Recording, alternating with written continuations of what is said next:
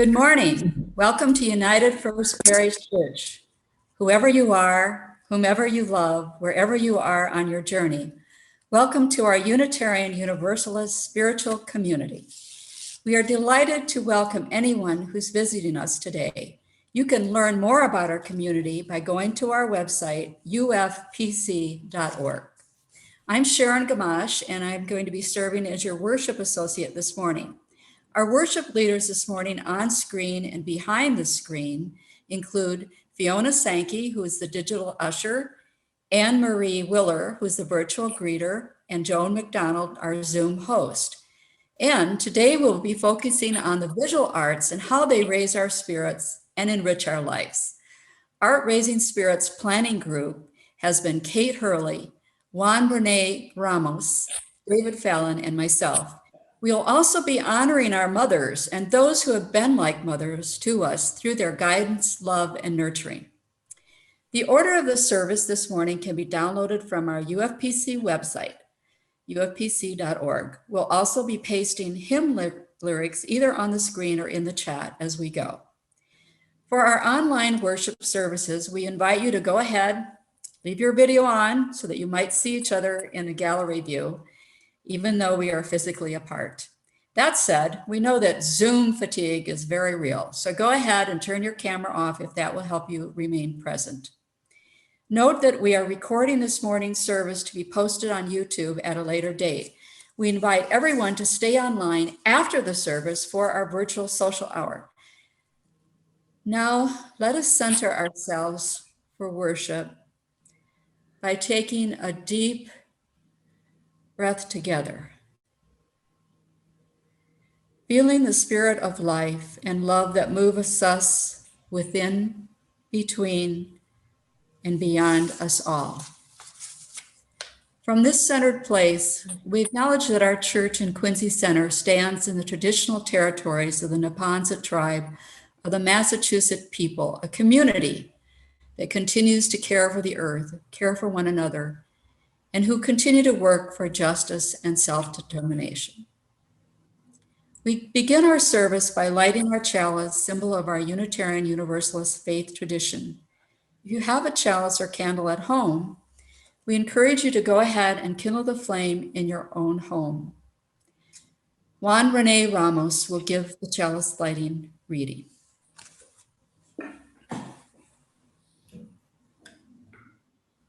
Good morning. Paint your day.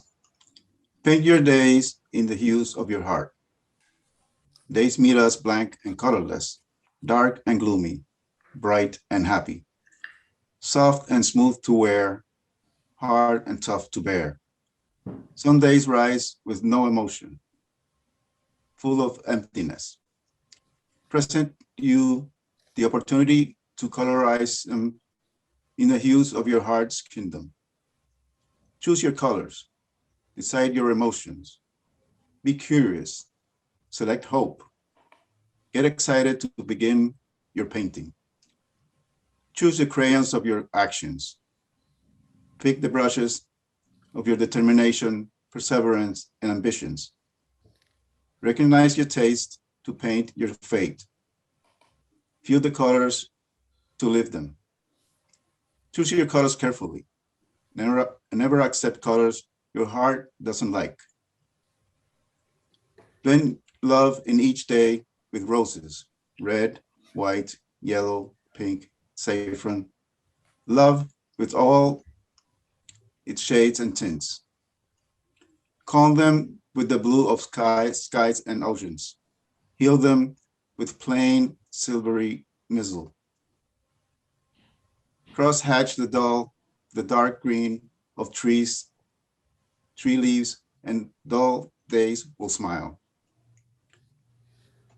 Feel new vigor in them with brush strokes of golden sun rays. Stripping for your happiness. Etch a curve of a smile on the face of everyone you meet with your own crayons of love and kindness. The child in your heart loves to splash all colors. Paint the days and nights unrestricted. Adorn your life with colorful days. Your life where all days you paint. Let it shine and smile with the rainbow of your soul's colors. Thank you, Juan Rene. And now our covenant will be read by David Fallon, and please join if you'd like to recite.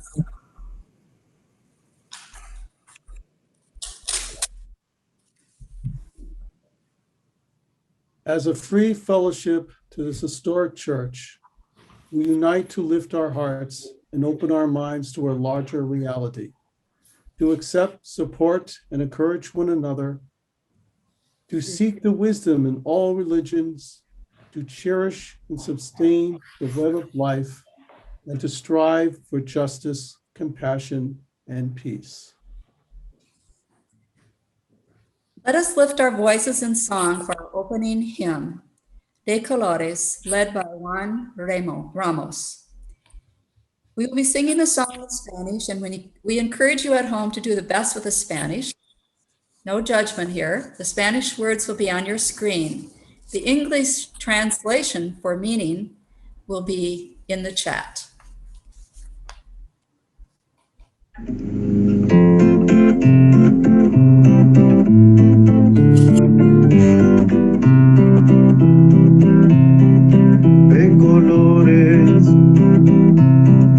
De colores se visten los campos en la primavera. De colores son los pajarillos que vienen de afuera. De colores es el arco iris que vemos lucir. Y por eso los grandes amores de muchos colores me gustan a mí. Y por eso los grandes amores de muchos colores me gustan a mí.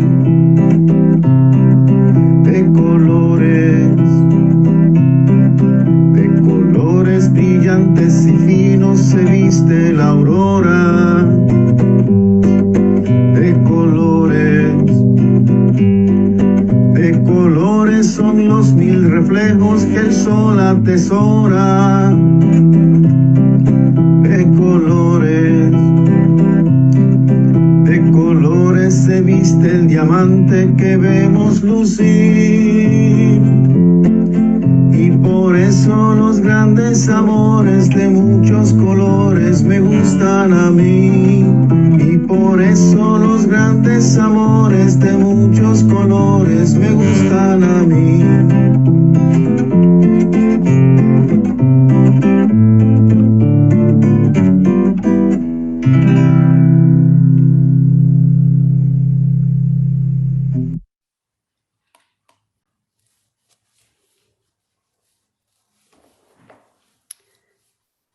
So I thought I would share a little bit about how I do my own artwork and how it can be inspirational in different ways. I often find myself doodling a lot. So even when I'm taking notes, I make doodles as I'm writing my notes. And for me, the action of doodling helps me listen better. And doodling is something that really informs how I create my art. So sometimes I make something that is practical. So I made this chalice and lit the candle this morning. So this has a use to it. Sometimes I create things that have no use to them, except that they hang on the wall. And I think that my love for detail, which some people might be driven crazy by doing fine work, but for me, the doing details is very calming and meditative. And recently, I was given an opportunity to create art that was inspired by poetry. And I was given a haiku. So it's a very simple poem. And I had to create something out of it. And one of the challenges of creating a piece of art inspired by a poem is, one, you're trying to interpret what that poem means. And then the other challenge for me was how to create it. I was given limitations. So it could be no bigger than 10 inches by 10 inches by 10 inches. So when you're creating art, you could be solving a problem as well to say, how am I going to create something that is going to fit those parameters, but also reflect the beauty of the haiku? And I'm going to share my screen. And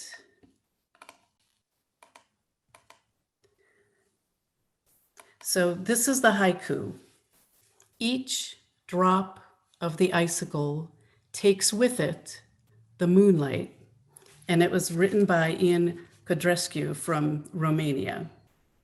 And from that, I decided that I was going to create a moon emerging out of the universe.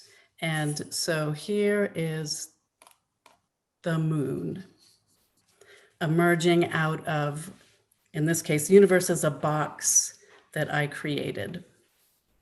Through the sharing of our joys and sorrows, we create a sacred space where we are present with one another in the stirrings of our own heart, knowing that a sorrow shared is a sorrow diminished, and a joy shared is a joy magnified. If you wish to briefly acknowledge a sorrow or joy from your heart, I invite you to raise your hand and unmute your mic when our digital usher, Fiona Sankey, calls you by name. Let us open our hearts to one another. Of this community remind us that wherever we are on our journeys, we are each worthy of love and we are each able to love. I now invite David Fallon to give an art testimonial and reflection.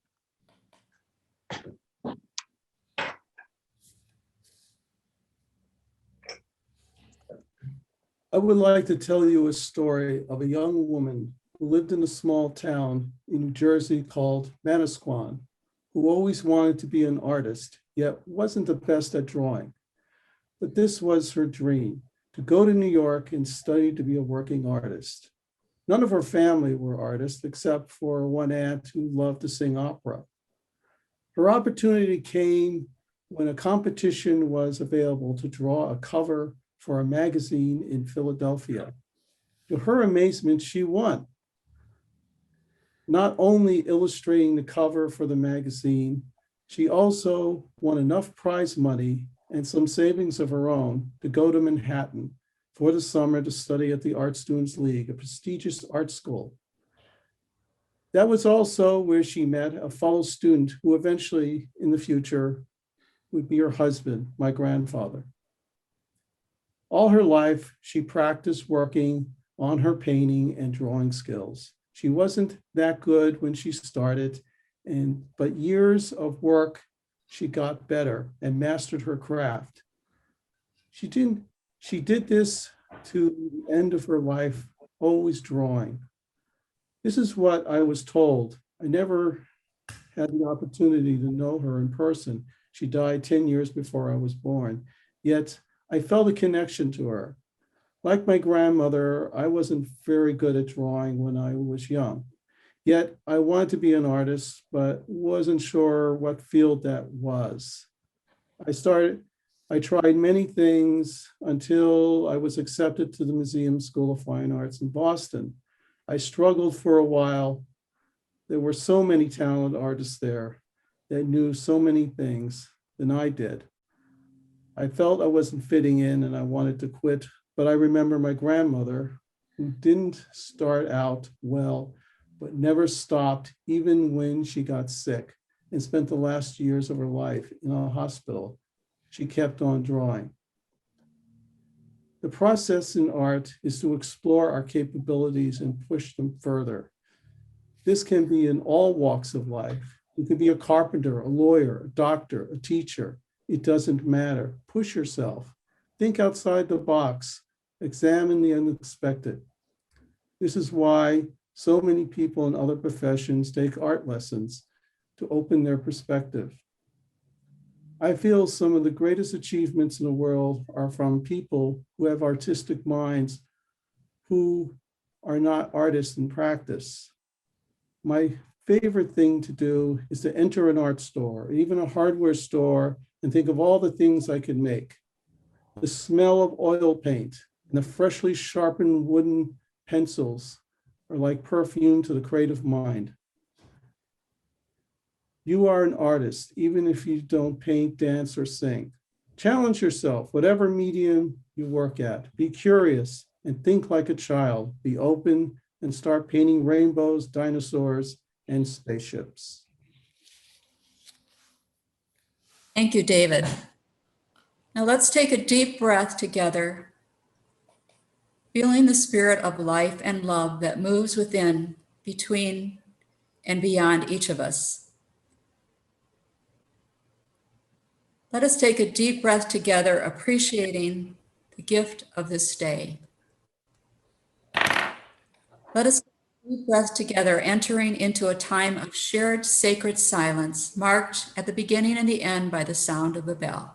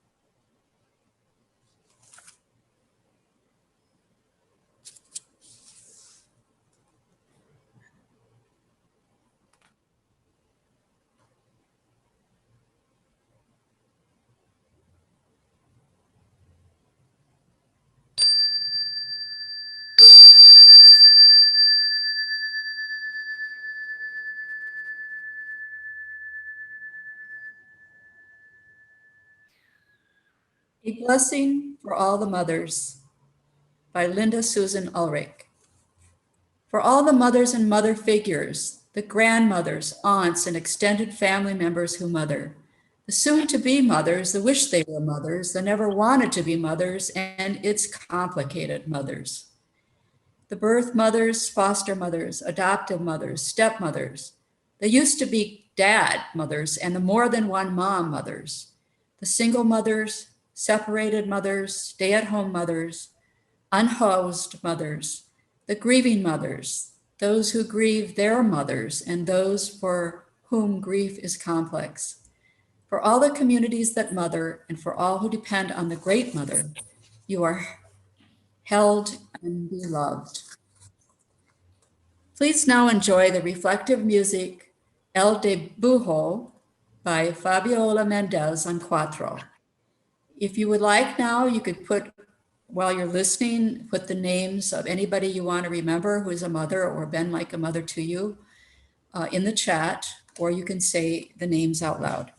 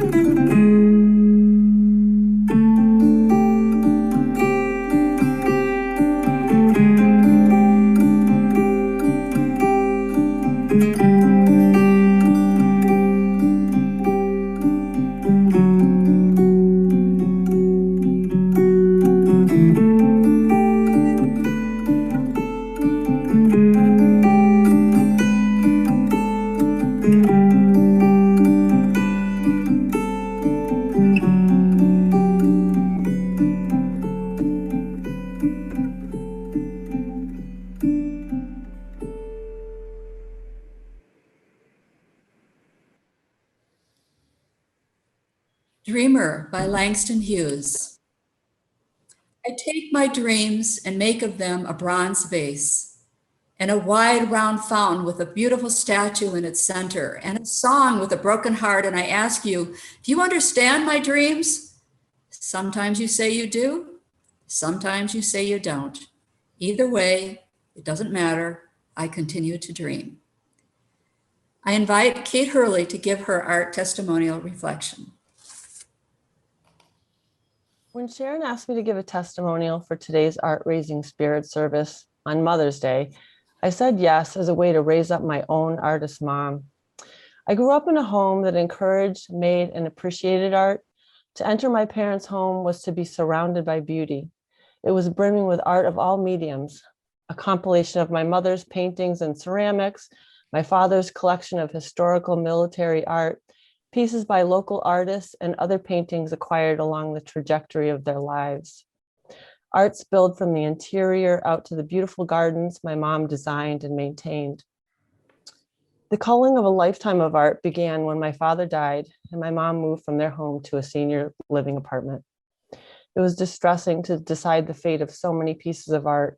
My mother chose pieces to fill her new, much smaller space. My sister and I claimed some favorites for ourselves. Max and Sam took ownership of a few pieces. We gifted others to special people in our lives and auctioned off the rest. We missed the whole of my parents' artistic assemblage. My mother adjusted to her new space with her carefully chosen pieces. As my mother's physical and cognitive abilities declined, another move was necessary and another culling of art was unavoidable. My sister and I lovingly placed the art my mother brought with her in yet a new, smaller space. My mother gradually stopped painting. This was a poignant change, at least to me and my sister. I persisted in providing my mom opportunities to paint. One day, I visited her and asked her if she had painted. She told me she had taken one of the paintings down from the wall in her apartment and was working on it. This was an impossibility, as she was now wheelchair bound. I did not correct her. In her mind, she was still painting. My mom's decline forced yet another move to an even smaller space. Prior to this move, I made a trip over to what would be her new room and assessed the wall space to plan for the art she would bring with her. I was disheartened at how little room there was. I left with my tape measure and pencil, crestfallen. My mother arrived with two of her small paintings, a painting by one of her dear friends, and a Christmas cactus that my grandmother passed to my mother. Since my mother was no longer surrounded by art, I started bringing her to art. About once a month, I picked a museum and arranged for the ride to take us. Since the pandemic, I have not been able to do this.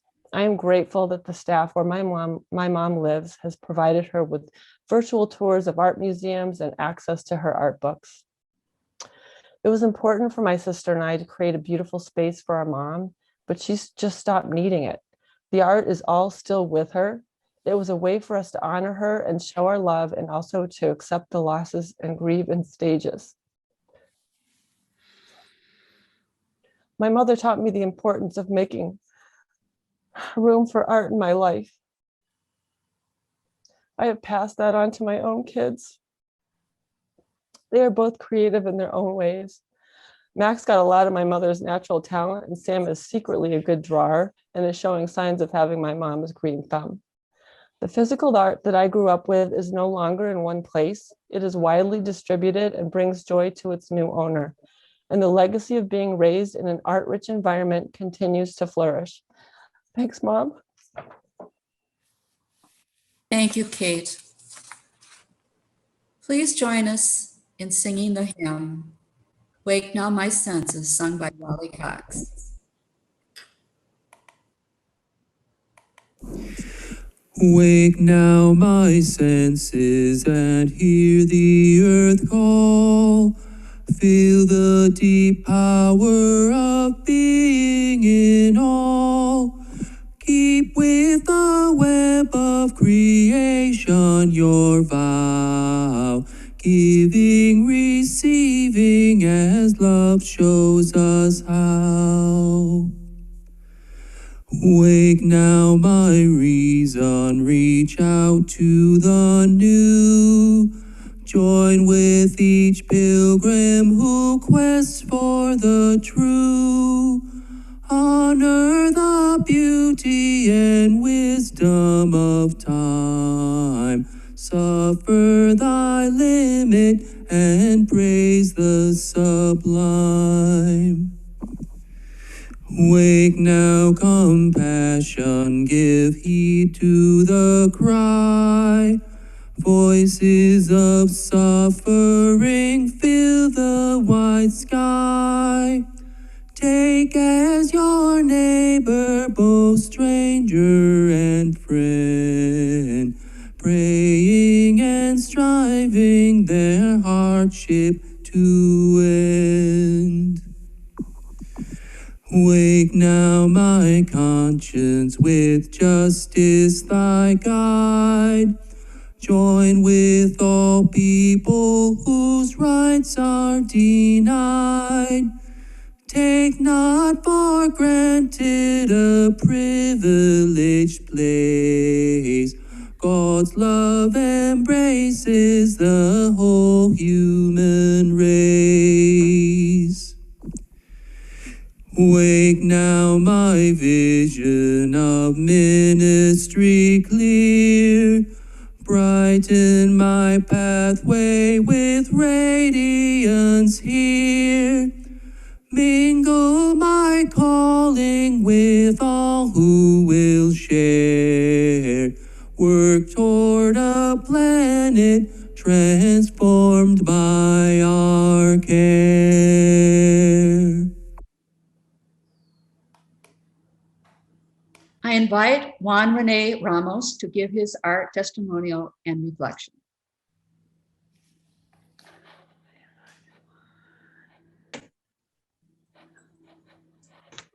My mom says that as a child, while my brothers played outside, I was usually in my room, drawing or playing with clay. I drew mostly cartoons, Bugs Bunny or Fred Flintstone, as we translated in Puerto Rico, Pedro Picapiedras. I drew cars, planes, rocket ships, and any homework that I required, that required an illustration, it was easy for me. I created my own calendars. In my notebooks were usually full of doodles. If I have no paper, no problem. A piece of cardboard or a piece of wood would do. No paintbrushes, I have my fingers. Well, one of my first finger paintings was El Castillo del Morro, the great fortress of San Juan. My dad was so proud of it, he hung it up in the living room wall so for all visitors to see. I don't remember what became of it. I might have given it away, as I did with many of my artwork. You like it? You can have it. I received a message from a friend with a picture of an artwork that I gave him. Do you remember this? It was a pencil sketch of a tree that I drew while visiting him. He had it framed and hung on the wall.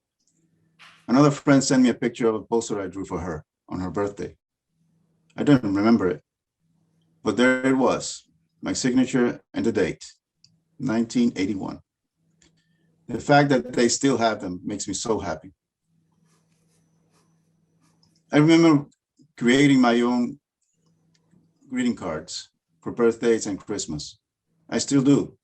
Sometimes I get lazy and I just buy them, but it's not the same.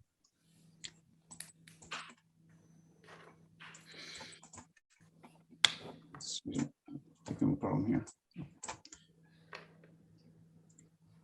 It's not the same.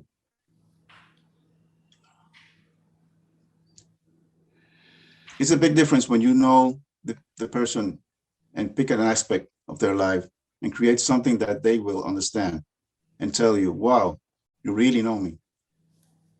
It's that unspoken word that I know I can draw and will communicate that to that person and sometimes to others that I know something about them. something that needs to be celebrated and shared. And when those colors, lines, and shapes make someone smile or cry, that's when I feel that my work has accomplished its purpose. And then I cry too, because that feeling that is printed in that card comes back to me multiplied. And that for me is the joy of being an artist. Thank you, Juan.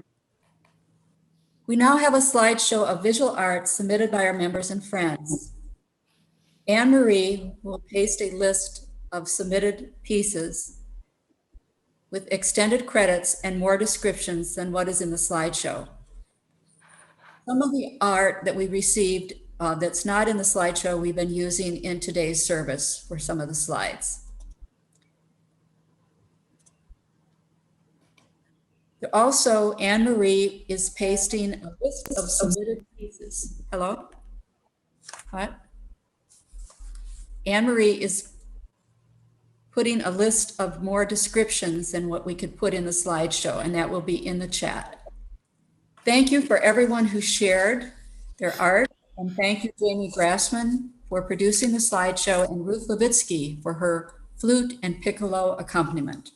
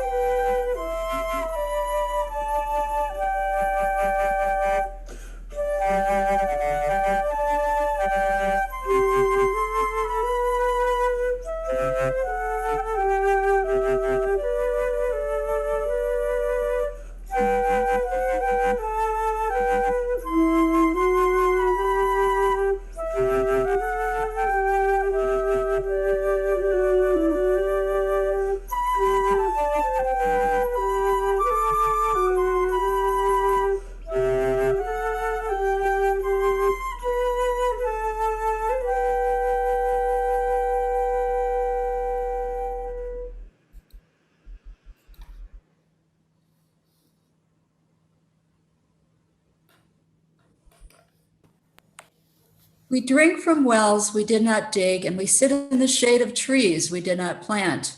As the recipients of all that we have received from those who came before us, we are called to share our abundance with those who are with us now and those who will follow us.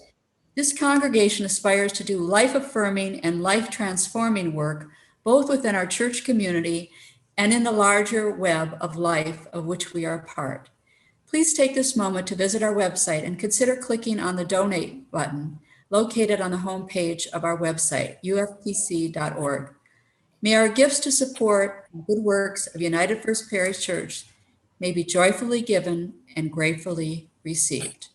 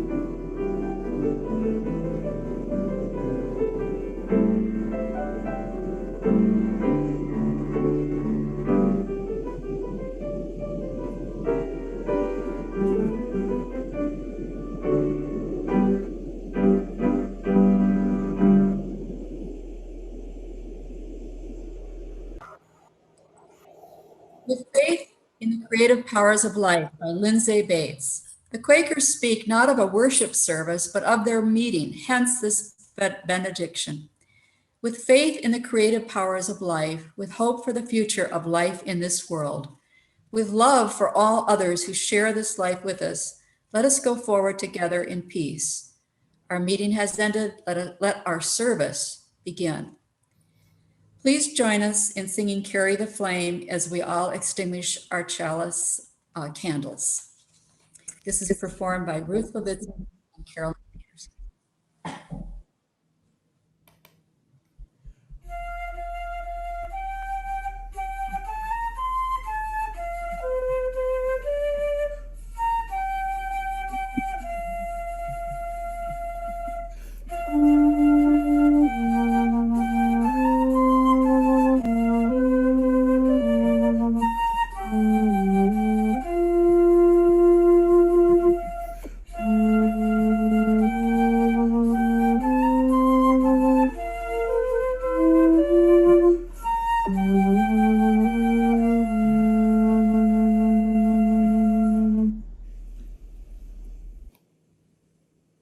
There are many ways to participate in the life and the leadership of our United First Parish Church community.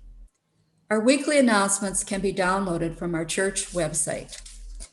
Our ongoing programs include every other week, our Director of Religious Education, Joan McDonald, creates a children's chapel service for families to watch in their own time. Those videos can be found on the religious education page of our UFPC website. We'll paste the link into the chat. Also, every Thursday, we have the Standout Quincy for Black Lives from 3:30 to 5:30 in the front steps of our church. Please join us as often as you can. I now invite Jim Petoza to make an announcement on a stewardship picnic. Hi, everyone. Next Saturday, May 15th, from 12:30 to 2:30 in the afternoon, we will be hosting a Stewardship in the Garden special event, a congregational picnic and seed planting. This year, the theme of our stewardship campaign is sowing seeds as we consider what symbolic seeds we want to plant, nourish, and harvest this year.